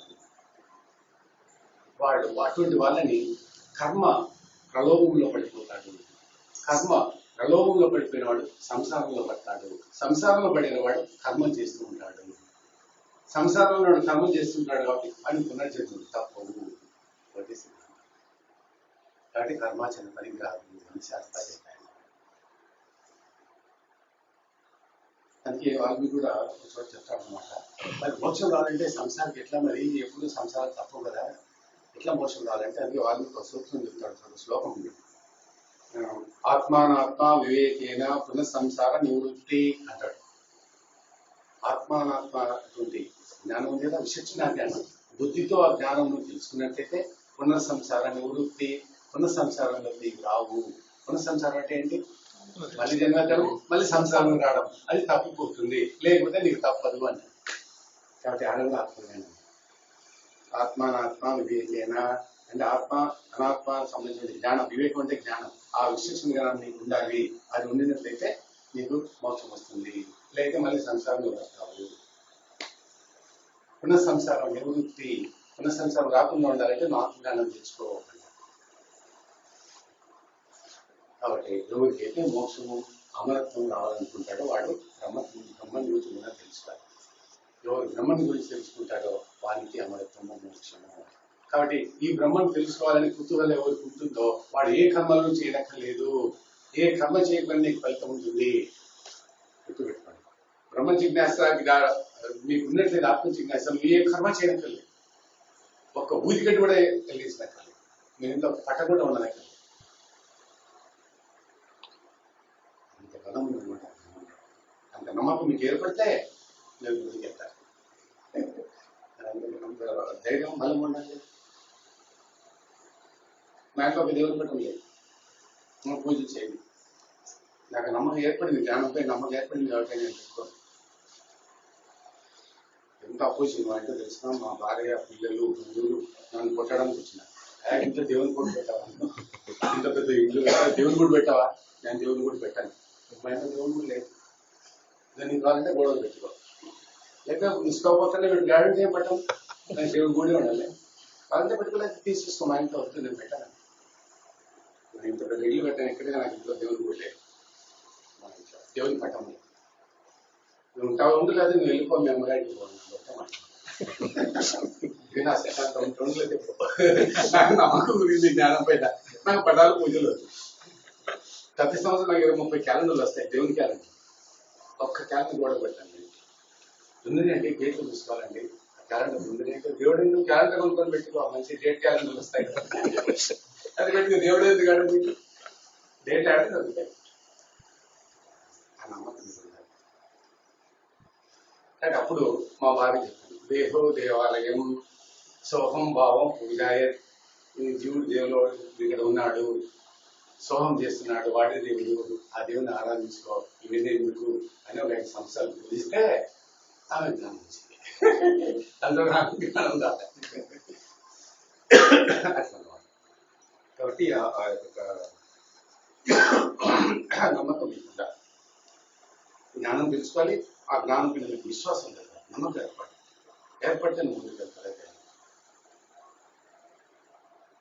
అందుకే బ్రహ్మవి ఆత్మోతి పరము అని వేదాలు. బ్రహ్మవి ఆత్మోతి పరము అంటే ఎవడు ఆత్మ గురించి తెలుసుకుంటాడో, ఆత్మతో నువ్వు బ్రహ్మంతో ఐక్యమైపోతావో, ఆత్మైక్యం, దాన్ని బ్రహ్మైక్యం అంటాం.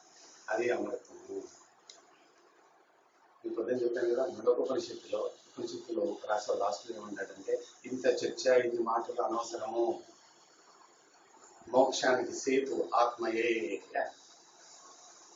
పొద్దున చెప్పాను కదా, ఎప్పుడో నిన్న చెప్పాను, మోక్షానికి సేతు ఆత్మనే, వేరే ఏమీ లేదు. కాబట్టి ఎవరు మోక్షం పొందాలనుకుంటారో వాడు ఆత్మ ద్వారా పోవాల్సింది. అదే సేతు, అదే బ్రిడ్జ్, వేరే మార్గమే లేదు అని ఉపనిషత్తుల కంక్లూజన్.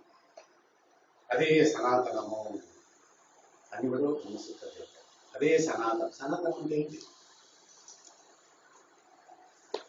ఏం సనాతనం? ఈ జ్ఞానం తెలుసుకోవాలి. మనం యోగంలో ఉండి మనం మోక్షం పొందాలంటే ఇప్పుడు కార్యక్రమం చేస్తే కుదరదు. సనాతనం అంటే ఏంటి? ఆచారం, పూర్వకాలం, సనాతన పురాతన సిద్ధాంతాలు, సాంప్రదాయాలు అవి ఎవరో సృష్టించి మనకు అటాచ్ చేసినాం. ఇంకా మా భారతీయ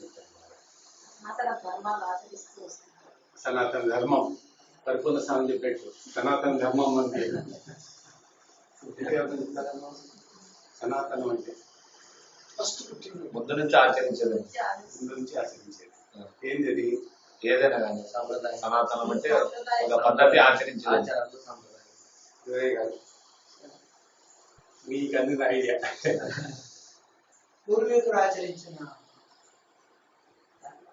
సాంప్రదాయం మనమే కాదు, మఠాధిపతులు, పీఠాధిపతులు, రీసెంట్ గా పరిపూర్ణానంద స్వామి కూడా మైక్ పెట్టి అల్లరి పెడుతున్నాడు. మనది సనాతన ధర్మము, సనాతన మతము అని కొట్టుకుంటున్నాడు. ఆయనకే తెలియదు సనాతనం తెలియదు. సరేనా? సంస్కృత పండితులు కాషాయ వస్త్రాలు వేసుకున్నాడు. సనాతనం అంటే ఆయనకు తెలియదు. గుడ్డి వల్ల మనం అంతా వింటున్నాం అని చెప్పేది.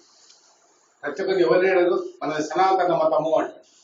హిందూ మతం అంటే సనాతన మతము, సనాతన ధర్మము. సనాతన ధర్మం ఏంటంటే సనాతన మతము అంటారు. అంతే. అది సనాతనం అంటే ఆత్మ.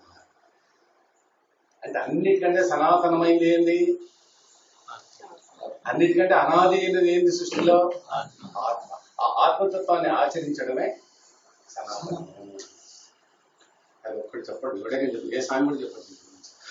ఏమన్నా సనాతన ధర్మం, సనాతన మతము, మన హిందూ మతం అంటాడు. మతాన్ని గురించి చెప్తాడే కానీ సనాతన మీనింగ్ చెప్పాడు. వాళ్ళకి తెలియదు అసలు, ఈ జ్ఞానమే లేదు వాళ్ళకి. ప్రజలు కూడా గబ్బు పెట్టిస్తున్నారు. ఈ మీటింగ్లు పెట్టి, ప్రజల్లో మీటింగ్లు పెట్టి మన సనాతన ధర్మము, సనాతన మతము అన్ని మతానికి లింకప్ చేసి చెప్తున్నారు.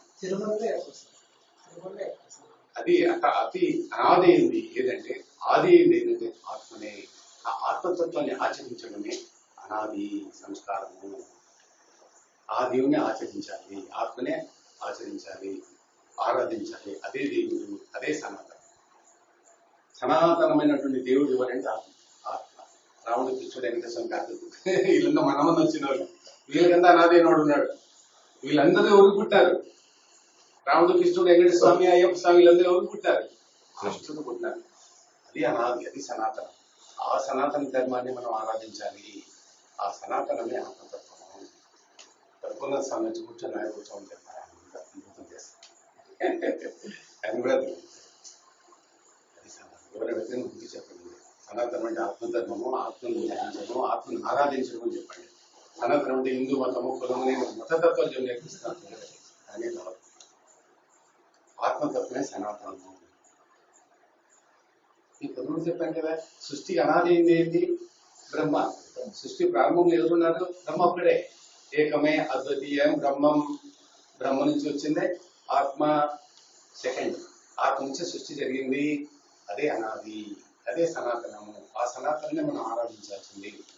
కాబట్టి సనాతన ధర్మం ఏంటంటే ఆత్మధర్మము, ఆత్మను ఆరాధించడము. ఇటువంటి చెప్పరు. కానీ సనాతన ధర్మం, హిందూ ధర్మం, హిందూ ధర్మం, హిందూ ధర్మం. హిందూ ధర్మం అంటే ఏంటి? హిందూ ధర్మం అంటే ఆత్మను ఆరాధించడం అని, ఆత్మ పూజ చేయమని. ఆత్మనే మనం దేవుడు, దేవుడు ఒక్కడే, ఆత్మనే దేవుడు, మిగతా ఏది కాదన్నది హిందూ ధర్మం, సనాతన ధర్మం. ఆ ధర్మాల గురించి చెప్పరు. విగ్రహాల గురించి చెప్పి సనాతన ధర్మం అంటే మిగతా తెలియదు దీని భాష. అంటే అతి అనాది అయినటువంటి దేవుడు ఎవరు అంటే ఆ దేవుడిని మనం ఆరాధించాలి. సృష్టికి అనాది అయినటువంటి దేవుడు ఎవరు? సృష్టికి మూలం ఆది ఎవరు? ఆ ఆది సనాతనం. ఆ సనాతనమే ఆత్మ. ఆత్మతత్వమే సనాతన ధర్మం. ఆ సనాతనాన్ని మనం ఆరాధించాలి. ఆ సనాతనమే ఆత్మజ్ఞానము. ఆ ఆత్మజ్ఞానం మోక్షము. కాబట్టి ఈ సనాతన సాధన ద్వారా మనకు మోక్షం లభిస్తుంది. కాబట్టి సనాతన సాధన అంటే హిందూ ధర్మము, సనాతన ధర్మము, మన పూర్వీకుల ఆచారాల పద్ధతులు కాదు. అది కానే కాదు. సనాతనం అంటే ఆత్మ. ఆత్మ తర్వాతనే ఆచారాలు వచ్చినాయి. ఆచారం ముందు రాలే, ఆచారం తర్వాత వచ్చినట్టే. ఆచారాలు పెట్టింది ఎవరు? మానవులు. మానవులు ఎప్పుడు వచ్చినారు? ఆత్మ వచ్చిన తర్వాత వచ్చింది. ఆత్మ నుంచి పుట్టిన వాళ్ళు వీళ్ళు పుట్టిన తర్వాత ఆచారాలు పెట్టుకున్నారు. కానీ వీళ్ళు పుట్టక ముందు ఏముంది? ఆత్మ ఉంది. దానికి ఆచారం లేదు, అనాచారం అది. అది సనాతనం. ఆ సనాతనాన్ని మనం ఆచరించాలి. ఆచారాల తర్వాత వచ్చే, మానవుడు పుట్టిన తర్వాత ఆచారం వచ్చింది. ఆత్మకు ఆచారం లేదు. అందుకే భగవంతుడు ఆధ్యాత్మము అనాచరము. ఆచారం లేదు. మీ ఏదైతే ఆచారం లేదో దాన్ని మీరు ఆరాధించాలి, పూజించాలి. అనాచారమే దేవుడు, ఆచారం దేవుడు కాదు. కారణం నిర్వికారము, నిష్కామ భావన, అనాచారం. ఈ రెండే మనకు ఆదర్శం జీవితానికి. మోక్షం పొందాలి, దేవుడిని పొందాలంటే ఇవే. నిర్వికారాన్ని మీరు ఆరాధించాలి ఎప్పుడైనా సరే. నిష్కామ భావం ఉండాలి. సనాతనం అనాచారాన్ని ఆరాధించాలి. ఆచారం ఏది పెట్టినా సరే, ఆచారాలన్నీ మానవుడు పుట్టిన తర్వాత వచ్చినాయని దానికి ముందు లేవు. దానికి ముందు కూడా ఏముంది? ఆత్మనే. ఆత్మ ఆచారాలు లేవు. అదే సనాతనం. అదే సనాతన ధర్మం. ఆత్మతత్వమే సనాతన ధర్మం. కాబట్టి ఆ సనాతన, నువ్వు ఎక్కడి నుంచి వచ్చావు అంటే సనాతనం నుంచి వచ్చావు. ఓకే, అటు నుంచి వచ్చావు. మళ్ళీ ఆ సనాతనానికి నువ్వు పోవాలి. ఆ సనాతనంలోవే కలవాలి. కలిస్తేనే మోక్షం. కానీ నువ్వు ఆచారాలు చేస్తున్నావు కాబట్టి నువ్వు అనాచారానికి పోలేదు. నువ్వు వచ్చింది అనాచారం నుంచి, చేస్తుండేది ఆచారం. మళ్ళీ అనాచారం ఎట్లా పోతావు? మైనస్ మైనస్ ప్లస్ అవుతుంది. ప్లస్ మైనస్ ఎట్లయితే కదా. కాబట్టి అనాచారం నుంచి వచ్చాయి కాబట్టి మళ్ళీ నువ్వు అనాచారానికి వెళ్ళాలంటే అనాచారంగానే వెళ్ళాలి. అనాచరణ సాధనతోనే వెళ్ళాలి, ఆచరణ సాధనతో వెళ్ళాలి. పుట్టికతో ఏమి లేకుండా వచ్చినాయి కదా, వేరుబట్టి వచ్చింది. అట్లే మంచిగా పోతారు. మంచిగా గుర్చేటప్పుడు శవాన్ని గుర్చేటప్పుడు మొత్తంలో ఉంది చూసారా, వేరుబాటుతో గుర్చేస్తారంటే ఆయన బట్ట కప్పేసి ఆ విధంగా గుర్తకు వెళ్ళిపోతారు. అట్లాగే మనము సనాతనం నుంచి వచ్చాం, సనాతనంగానే పోవాలి. అనాచారం నుంచి వచ్చాం, అనాచారానికి వెళ్ళిపోవాలి. ఆచారంకి వెళ్ళకూడదు. ఆచారంకి వెళ్తే మోక్షానికి పోతాం, అనాచారంకి వెళ్తే మోక్షానికి పోతాం. ఎందుకు? మోక్షం అనాచారము. అందుకని మనకు ఆచరణ అక్కర్లేదు, అనాచారాలు చేసుకోవాలి. కాబట్టి ఎవరికి మోక్షం కావాలంటే వాళ్ళు 3 సూత్రాలు గుర్తుపెట్టుకోవాలి. నువ్వు చేసే కార్యక్రమం, సాధన, సంపాదించే జ్ఞానము నిరాకారంగా ఉంది. ఆకారానికి సంబంధించిన ఉండదు. నిష్కామ భావం ఉంది. నిష్కామ కోరికలకి కామ్యకర్మలు ఉండదు. కోరిక పెట్టుకునేది చేయదు, దాన్ని కామ్యకర్మలు అంటారు. కామ్యకర్మల వల్ల మోక్షం రాదు. మూడోది వచ్చేసి అనాచారంగా పోవాలి. అనాచారం పాటిస్తూ ఉంటే జీవితాన్ని గడిపితే నువ్వు అనాచారానికి వెళ్ళిపోతావు. లేదు, ఆత్మ అనాచారము. కాబట్టి నువ్వు మళ్ళీ అనాచారానికి పోవాలంటే అనాచార మార్గంలోనే వెళ్ళాలి. ఆచార మార్గంలో పోతే అనాచారంలో కలవలేదు, ప్లస్ మైనస్ కలవదు. అంటే అప్పుడు ఎక్కడి నుంచి వచ్చావో అక్కడికి పోవాలి. అది మోక్షం. మీదంతా ఫాల్స్ స్టేట్మెంట్, అన్ని అబద్ధాలు, మోసాలు, తక్కువసాలు. అక్కడ ఉపనిషత్తులో క్లియర్గా చెప్తారన్నమాట. వేదాలు, వేదోక్త కర్మాచరణ, యజ్ఞ యాగాదులు, దానాలు, ధర్మాలు, ఆచారాలు మోక్షానికి ఉపయోగపడవు. నిత్య స్నానము, శౌచము, సంధ్యావందనము, పుణ్యక్షేత్రాల దర్శనము, నదీ స్నానాలు, యజ్ఞాలు, యాగాలు, దీపారాధనలు, గ్రంథస్థము, పఠనము, పాండిత్యము, ఇవన్నీ పనికిరావు మోక్షానికి. ఒక్కటే మనకు ఆత్మ గురించే మాట్లాడేది. మాట్లాడినట్టే అయిపోయింది, ఫినిష్. పని చేసినా, మాట్లాడినా, సాధన చేసినా, కాలం చేసినా, కర్మ చేసినా ఆత్మ సంబంధమైన, పరమాత్మ సంబంధంగానే చేయాలి. నీకన్నీ ఆచారం లేదు. నీకు ఆచారం ఉన్నామంటే చాలా మూర్ఖుని అని. ఎవరింట్లో ఏ వ్యక్తి దగ్గర ఎన్ని ఆచారాలు ఉన్నాయో వాళ్ళు అంత మూర్ఖులు అని. అంతే, అన్ని ఆచారాలు వదిలేయాలి. నువ్వు పుట్టడం ఎలా పుట్టావు కదా? మూత్రంతో దొల్లినావు, మలమూత్రాలతో దొల్లినావు, మలమూత్రాలతో వచ్చినావు వీటికి. నువ్వు మరణించేప్పుడు ఎలా మరణిస్తావు? మలమూత్రాలతో దొల్లుతావు, మలమూత్రాలతో మంచంలో పడుకుంటావు కదా. ఒళ్ళేదిలో కదలేక కాలు చేతులు పెడిపోతే మలమూత్రాలతో దొరుకుతావు. ఎట్లా పుట్టావు? మలమూత్రాలతో పుట్టావు. పోయినప్పుడు మలమూత్రాలతో పోతావు. అనాచారంగా వచ్చినావు, అనాచారంగానే పోవాలి. అప్పుడే మోక్షం. ఎట్లా వచ్చావు అట్లే పోవాలి. కాబట్టి మనిషి ఎట్లా పుట్టాడు, అట్లే పోవాలి. అందుకే మనిషిని సృష్టి విధానము ఆ స్థితికి తీసుకుని వస్తారు. అరే నువ్వు వచ్చేటప్పుడు మలమూత్రాలతో వచ్చావురా, పోయినప్పుడు మలమూత్రాలతో పోవు. వాడు మలమూత్రాలతోనే పోతాడు మంచం పైన. ఇది సృష్టి రాస్తారు. కాబట్టి అనాచారానికి అనాచారం ద్వారా పోవాలి, కానీ అనాచారానికి ఆచారం ద్వారా పోయి. కాబట్టి ఆచారం పనికి రావు. ఆచరించేది ఆచరిస్తాను. ఇది ఆచరిస్తున్నావు, అది ఆచారం అవుతుంది. అంతే కదా. నువ్వు ఆచరించకపోతే ఆచారం లేనట్లే. ఎందుకు ఆచరిస్తున్నావు? ఇప్పుడు బాటలు వచ్చినా కాబట్టి నీళ్ళు తాగుతున్నాము, లేదా జగ్గు గ్లాస్ నీళ్ళు తాగుతాము. ఆచారం వచ్చింది, ఇది ఈ ఆచారం తాగుతున్నాము. లేదా బాగా ఇష్టంగా గ్లాసు పూజలో మట్టి బాటల్లో నీళ్ళు తాగేస్తాం. ఈ ఆచారంలో పెట్టుకున్నావు. నువ్వు వచ్చిన అనాచారంతో వచ్చావు, మధ్యలో ఆచారం పెట్టుకున్నావు. ఆచారంలో మక్కర్లేదు. అనాచారంతో వచ్చావు, అనాచారంతో పో. మధ్యలో ఆచారాన్ని కలుపుతారు. కాబట్టి బట్టలు లేకుండా వచ్చినా, మలమూత్రాలతో వచ్చినా, బట్టలు లేకుండా మలమూత్రాలతో పో. నీ మధ్యలో మొత్తాలు కట్టారు, పోయేటప్పుడు మొత్తాలు కట్ చేసి పంపిస్తాను నేను. మొత్తాలు కూడా ఉంది. అది మోక్షం అంటే. కాబట్టి మొత్తాలు కట్టుకొని నీవు అంటే ఆచారం ఏంటంటే మొత్తాలు కట్టించి వాడిని శవాన్ని గురించి కాల్చినట్లయితే వాడు మోక్షానికి పోడాలి. శవం శ్మశానానికి పోకముందు వాడు మోక్షానికి పోయింటాడు, లేదు స్వర్గాన్ని నరకానికి పోయింటాడు. కానీ మన నమ్మకం ఉండకూడదని కట్ చేసేస్తాడు. ప్రాణపోతే వెళ్ళిపోయింటాడు స్వర్గానికి, నరకానికి జన్మను తీసుకుంటాడు. కానీ గుర్తు మనం పంపించడం 2 రోజులు అవుతాయి. అంతవరకు లాస్ట్ మూమెంట్ లో మన నమ్మకం ప్రకారం ఉండకూడదు కాబట్టి కట్ చేసేస్తాం. నమ్మకం ఏంటి మోక్షానికి పోవాలి వీడు ఏమి ఉండకూడదు మోక్షానికి పోయేటప్పుడు అని అప్పుడు కట్ చేస్తాను. ఏది శరీరంతో మనకి ఏం పని? ఏం కాదు, మన శరీరం ఎట్లా వచ్చింది?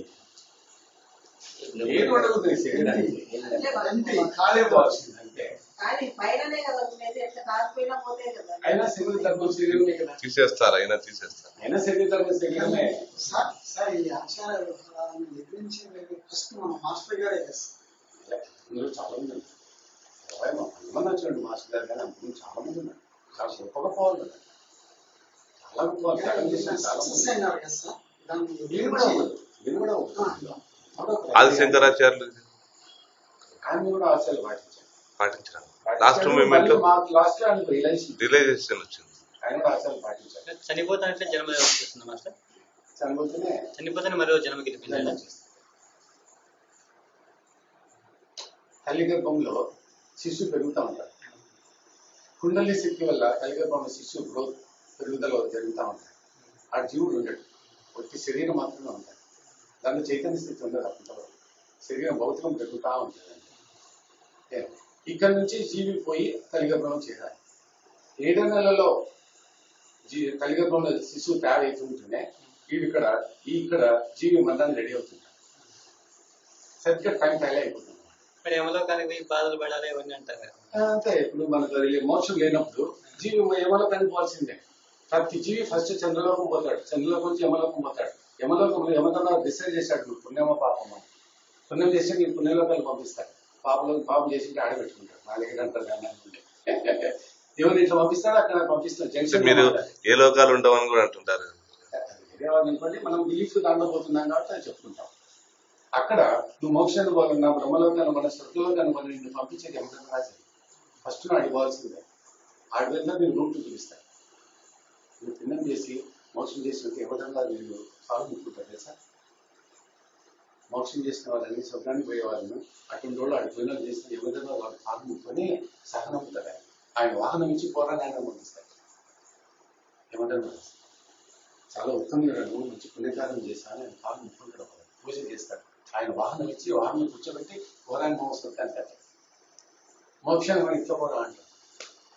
పాపం చేసిన వీడియో ఉందా? ఆయన ఎంతో మర్యాద చేస్తారు మనకి యమధర్మరాజు. మర్యాద చేసి ఏ మార్గాన్ని ఇవ్వడం వల్ల ఆ మార్గాన్ని పంపిస్తుంటారు. ఇప్పుడు అక్కడ పోయిన తర్వాత జీవాత్మనే కదా గురుగారు ఉంటుంది అక్కడ. మరి మళ్ళీ జన్మ ఎట్లా ఎత్తాలి కదా, అక్కడ ఉంటే ఎట్లా? అది తర్వాత పోతాడు, జన్మలు పోతుంటాడు. డిసైడ్ అవుతుంది అంతే. అందుకే ఆడు పోకుండా నువ్వు ఎక్కడ నశింపజేయని చెప్పుకుని అదే మనం చెప్పేది. ఆడు పోకుండా చేసుకో, ఆడిపోతే నీ చేతిలో లేనట్లే.